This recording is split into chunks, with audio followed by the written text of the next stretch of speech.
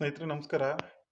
ಧರ್ಮಸ್ಥಳದ ಬಗ್ಗೆ ಒಂದೆರಡು ಮಾತು ಹೇಳಬೇಕು ಅಂತೇಳಿ ಇದು ಮಾಡ್ತಾ ಇದ್ದೀನಿ. ಯಾಕೆಂದರೆ ತುಂಬ ದಿವಸದಿಂದ ಧರ್ಮಸ್ಥಳ ಅಂತ ಹೇಳ್ಬಿಟ್ಟು ಇದು ಮಾಡ್ತಿದ್ದಾರೆ. ಸೌಜನ್ಯ ನ್ಯಾಯ ಕೊಡಿಸ್ಲಿ ಅದನ್ನು ಬಿಟ್ಬಿಟ್ಟು ಧರ್ಮಸ್ಥಳನೇ ಎಳಿತಾ ಇದ್ದಾರೆ. ಇದ್ರ ಬಗ್ಗೆ ಒಂದೆರಡು ಮಾತಾಡಬೇಕು. ಯಾಕೆಂದರೆ ಈಗ ಸೋಷಿಯಲ್ ಮೀಡಿಯಾ ಕಾಲ. ನಾವು ಏನೇ ಹೇಳಿದ್ರು ಅದು ನಿಜಾನ ತಪ್ಪ ಅಂತ ಹೇಳ್ಬಿಟ್ಟು ವಿತಿನ್ ಸೆಕೆಂಡ್ಸಲ್ಲಿ ಗೊತ್ತಾಗುತ್ತೆ ಜನಕ್ಕೆ. ಬಟ್ ಜನನ್ನ ಮರಳು ಮಾಡ್ತಾ ಇದ್ದಾರೆ ಕೆಲವೊಬ್ಬರು. ಕೆಲವೊಂದು ತಂಡ, ಅದು ಎಸ್ಪೆಷಲಿ ಮಹೇಶ್ ತಿಮ್ರೋಡಿ ಆಗಿರ್ಬೋದು, ಆಮೇಲೆ ಇವರು ಸಮೀರ್ ಆಗಿರ್ಬೋದು, ಈ ಥರ ಅವರು ಕೆಲವೊಂದು ದಾರಿ ತಪ್ಪಿಸ್ತಾ ಇದ್ದಾರೆ. ಕೆಲವು ದೇಶಗಳಿಂದ ಫಂಡ್ಸ್ ಬರ್ತಾ ಇದೆ ಅವ್ರಿಗೆ. ನಿಮ್ಮ ಹತ್ರ ದಾಖಲೆ ಇದೆ ಅಂತಿರಲ್ವಾ? ಅಟ್ಲೀಸ್ಟ್ ದಾಖಲೆ ಎತ್ಕೊಂಡೋಗಿ ಪೊಲೀಸ್ ಸ್ಟೇಷನ್ ಹತ್ರ, ಇಲ್ಲಾಂದ್ರೆ ಒಂದು ಕೋರ್ಟ್ ಹತ್ರ ಕೊಡ್ರಿ. ಕೋರ್ಟ್ ಹತ್ರ ಕೊಡ್ದಿರ ನೀವು ಸುಮ್ಮನೆ ನನ್ನ ಹತ್ರ ದಾಖಲೆ ಇದೆ ಜನಕ್ಕೆ ಏನಕ್ಕೆ ನೀವು ಇದು ದಾರಿ ತಪ್ಪಿಸ್ತಾ ಇದ್ದೀರಾ? ಹೇಳಿ, ಏನಕ್ಕೆ ದಾರಿ ತಪ್ಪಿಸ್ತಾ ಇದ್ದೀರಾ? ನಮ್ಮ ಸರ್ಕಾರನೂ ಹಂಗೆ ಇದೆ. ಸುಮ್ಮನೆ ಯಾರೋ ಏನೋ ಬಂದು ಹೇಳ್ತಾರೆ ಅಲ್ಲಿ ಬುರುಡೆ ಇದೆ, ಇಲ್ಲಿ ಬುರುಡೆ ಇದೆ. ರೀ, ನೀವು ತನಿಖೆ ಮಾಡ್ರಿ. ಫಸ್ಟ್ ತನಿಖೆ ಮಾಡಿ ಆಮೇಲೆ ಇದು ಮಾಡ್ರಿ. ಯಾರೋ ಒಬ್ರು ನ್ಯಾಯ ಕೊಡಿಸ್ರಿ. ಅದನ್ನ ಬಿಟ್ಬಿಟ್ಟು ಧರ್ಮಸ್ಥಳ ಸಂಸ್ಥೆ ಹೆಸರು ಒಂದು ಇದು ಮಾಡ್ತಾ ಇದ್ರೆ. ಎಷ್ಟೋ ಗ್ರಾಮೀಣ ಪ್ರದೇಶದಲ್ಲಿ ಕೆಲವೊಬ್ರು ಜೀವನ ಕಟ್ಕೊಂಡಿದ್ದಾರೆ ಅದನ್ನ ನಂಬ್ಕೊಂಡು. ನಾನೊಂದೆರಡು ನಿಮಗೆ ಕ್ಲಿಪ್ಸ್ ಕಳಿಸ್ತೀನಿ, ನೋಡಿ ಇದನ್ನ.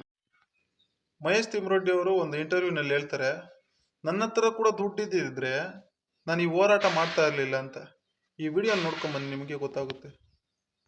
ನೋಡಿ, ಈ ದುಡ್ಡು ಮನುಷ್ಯನನ್ನ ಹಾಳು ಮಾಡ್ತದೆ. ನಿಮ್ಗೆ ಪ್ರಮಾಣವಾಗಿ ಹೇಳ್ಬೇಕಾದ್ರೆ ನನ್ನ ಕೈಯಲ್ಲಿ ಕೂಡ ದುಡ್ಡು ಇರ್ತಿದ್ರೆ ನಾನು ಈ ಹೋರಾಟ 100% ಮಾಡ್ತಾ ಇರ್ಲಿಲ್ಲ.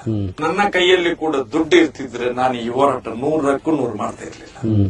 ನಿಮ್ ಪಾಡಿಗೆ ನೀವಿರ್ತಾ ಇದ್ರಿ. ಅಯ್ಯೋ, ನನಗೆ ಯಾಕಪ್ಪ ಸ್ವಾಮಿ ಇಲ್ಲಿದ್ದ ದುಡ್ಡನ್ನು ರಸ್ತೆಗೆ ಸುರಿಬೇಕು. ಮತ್ತೆ ಇನ್ನೊಂದು ಇಂಟರ್ವ್ಯೂನಲ್ಲಿ ಹೇಳ್ತಾರೆ ಇವರು, ಧರ್ಮಸ್ಥಳನ ಕೆಡೂರಿ JCB ಎತ್ಕೊಂಡ್ಬಂದು ಅಂತ ಹೇಳ್ತಾರೆ. ಇವ್ರಿಗೆ ಯಾವ ದೇವ್ರ ಮೇಲೆ ಇದ್ರ ಮೇಲೆ ನಂಬಿಕೆ ಇಲ್ಲ. ಈ ತರ ಅವ್ರು ನಾನು ಯಾವ ದೇವರಿಗೆ ಎದುರುವವನಲ್ಲ. ಅಲ್ಲಿ ಕಾನತ್ತೂರು, ಇಲ್ಲಿ ಧರ್ಮಸ್ಥಳ, ನನಗೆ ಯಾವುದು ಲೆಕ್ಕಕ್ಕೆ ಸಿಗುವುದಿಲ್ಲ. ಧರ್ಮಸ್ಥಳದಲ್ಲಿ ಅಣ್ಣಪ್ಪನಿಗೆ ಮಂಜುನಾಥನಿಗೆ ಕೈ ಮುಗಿಯುವುದು ವೇಸ್ಟ್. JCB ತಂದು ಮಗ್ತಿರ್ಲಿಲ್ಲ, ಆ ದೇವಸ್ಥಾನವನ್ನು ತೆಗಿಲಿಲ್ಲ. ಇನ್ನೊಬ್ಬನ ಯಾರೋ ಹೇಳ್ತಾನೆ ಎಲ್ಲೋ ಒಂದ್ ಕಡೆ ಕುತ್ಕೊಂಡು, ಮುಂದಿನ ದಿನಗಳಲ್ಲಿ ಧರ್ಮಾಧಿಕಾರಿ ಇವರೇ ಆಗ್ಬೇಕಂತೆ. ನೋಡಿ, ಇದನ್ನ ಗೊತ್ತಾಗುತ್ತೆ. ಈ ಧರ್ಮಸ್ಥಳದಲ್ಲಿ ಮುಂದೆ ಬರುವಂತ ದಿನ ಧರ್ಮಾಧಿಕಾರಿ ಅಂತ ಹೇಳಿದ್ರೆ ಅದು ಮಹೇಶ್ ಶೆಟ್ಟಿ ತಿಮ್ಮಾರೋಡಿ ಅವರೇ. ಮಹೇಶ್ ಶೆಟ್ಟಿ ತಿಮ್ಮಾರೋಡಿ ಅವರೇ ಇನ್ನು ಮುಂದೆ ಇಲ್ಲಿ ಧರ್ಮಾಧಿಕಾರಿ ಆಗಿರ್ತಾರೆ. ಆ ದೇವಸ್ಥಾನದಿಂದ ಬರೋ ದುಡ್ಡು ಹಿಂದೂಗಳಿಗೆ ಬೇಡ, ಮುಸ್ಲಿಮ್ಸ್ಗಾದ್ರೂ ಹೋಗ್ಬೋದು, ಕ್ರಿಶ್ಚಿಯನ್ಸ್ಗಾದ್ರೂ ಹೋಗ್ಬೋದು. ಬಟ್ ಇವರು ಒಂದು ಹೋರಾಟ ಏನಿದ್ರು ಧರ್ಮಸ್ಥಳದ ಬಗ್ಗೆನೆ. ಸೌಜನ್ಯ ಪರವಾಗಿಲ್ಲ. ಯಾವತ್ತು ನಂಬಕ್ ಹೋಗ್ಬೇಡಿ.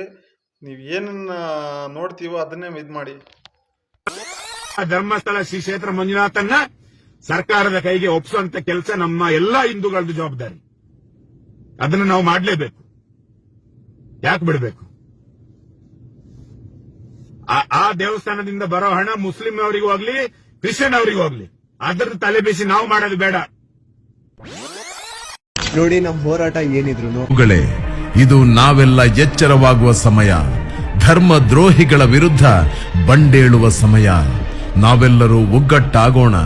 ನಮ್ಮ ದೇವಸ್ಥಾನಗಳ ಮೇಲೆ ನಡೆಯುತ್ತಿರುವ ಷಡ್ಯಂತ್ರ ಕುತಂತ್ರವನ್ನು ಹೊಡೆದುರುಳಿಸೋಣ.